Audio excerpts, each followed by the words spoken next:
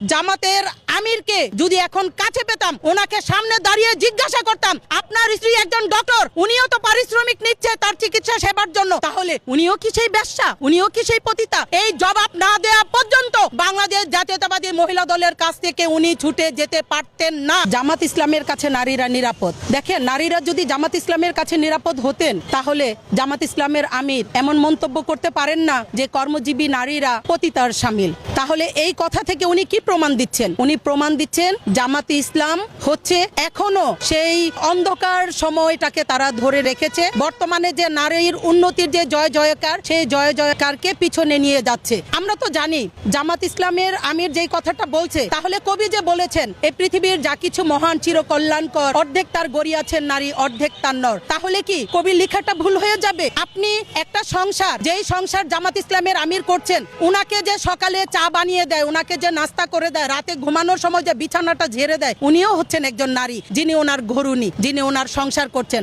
যেই মার হাতে রান্না খেয়ে, যেই মায়ের উদার থেকে উনি দুনিয়াতে আসছেন, দুনিয়ার আলো দেখছেন, উনিও একজন নারী। তাহলে ওই নারী হয়তো তার কাছ থেকে কোনো পারিশ্রমিক নেননি, কারণ মা, স্ত্রী এবং কন্যা তারা পারিশ্রমিক নেন না, তারাও কিন্তু কর্ম করছেন। তাহলে উনি যেহেতু কর্মজীবী নারীদের এখানে বেশ্যার সাথে তুলনা করেছেন, আমি মনে করি উনি অনেক ঘৃণিত একটা মন্তব্য করেছেন, যে মন্তব্যের জন্য সারা বাংলাদেশের নারীরা তাকে ঘৃণা করবে এবং সারা বাংলাদেশের নারীরা, নারীদের পাশাপাশি এই বাংলাদেশ জাতীয়তাবাদী মহিলা দলের পক্ষ থেকে আমি বলছি যে জামাতের আমিরকে যদি এখন কাছে পেতাম, ওনাকে সামনে দাঁড়িয়ে জিজ্ঞাসা করতাম, আপনার স্ত্রী একজন ডক্টর, উনিও তো পারিশ্রমিক নিচ্ছে তার চিকিৎসা সেবার জন্য, তাহলে উনিও কি সেই বেশ্যা, উনিও কি সেই পতিতা? এই জবাব না দেওয়া পর্যন্ত বাংলাদেশ জাতীয়তাবাদী মহিলা দলের কাছ থেকে উনি ছুটে যেতে পারতেন না।